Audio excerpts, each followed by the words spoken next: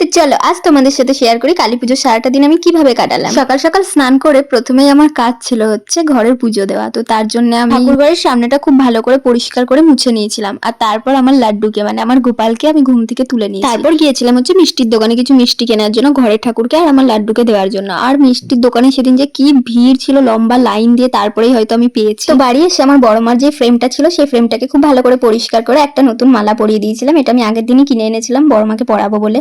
কি সুন্দর লাগছে তাই না?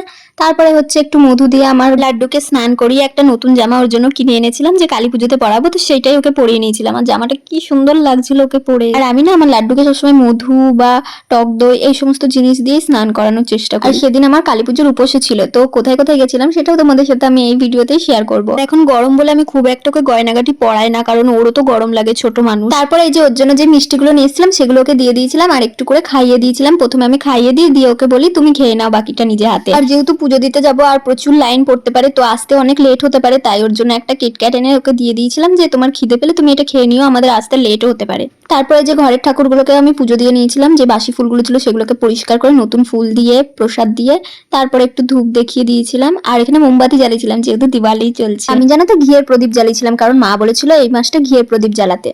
তারপরে যে হালকা করে একটু রেডি হয়ে নিয়েছিলাম, কোনো রকমের মেকআপ করিয়ে নিই, জাস্ট লিপস্টিক আর লাইনার পরেছিলাম এখানে আর একটা ছোট টিপ পরে নিয়েছিলাম। তো কেমন লাগছে আমাকে অবশ্যই জানিও। তারপর বেরিয়ে পড়েছিলাম হচ্ছে পুজো দিতে আর খালি পায়ে গিয়েছিলাম। আর প্রথমে গিয়েছিলাম হচ্ছে আমাদের কাটোয়ার তারা মায়ের কাছে। তো যাওয়ার সময় আমাদের পাড়ার মুদিখানার দোকান থেকে ধূপকাঠি আর মোমবাতি কিনে নিচ্ছিলাম, কারণ ওখানে গিয়ে জ্বালাতে হবে। তো তাই তারপরে মিষ্টির দোকান থেকে কিছু মুন্ডা যা যা নেওয়ার সেগুলো নিয়ে নিচ্ছিলাম, কারণ মায়ের ওখানে ডালা দিতে হবে। মিষ্টির দোকানে তো এখানে প্রায় মিষ্টি শেষের দিকেই, অত সকালে গেছি তার মিষ্টি প্রায় শেষের দিকে। আর এই যে এটা হচ্ছে আমাদের কাটোয়ার তারা মা। আর যারা কাটোয়া থেকে দেখছো তারা নিশ্চয়ই জানো যে এটা কলেজের এখানে, আর যারা বাইরে থেকে দেখছো তাদেরকে বলি কাটোয়া কলেজের ঠিক সামনেই আছে তারা মায়ের মন্দির। আর খুব সুন্দর করে সাজিয়েছিল জানো তো, বাইরেটা বলো ভেতরটা বলো সব জায়গায়। এখানে মোমবাতি ধূপকাঠি সব জ্বালিয়ে নিচ্ছিলাম। মোমবাতি বা ধূপকাঠি রাখার জায়গায় ছিল না জানো তো, এতটা ভরে গেছিল আর আমার ভয় করছিল যে আগুন না লেগে যায় আমার হাতে। আর এই যে আমাদের তারা মা। আর তখন জানো তো ভোগ আরতি বসে গেছিল, কারণ আমরা দুপুর টাইমে গেছিলাম তো একটু লেট হয়ে গেছিল।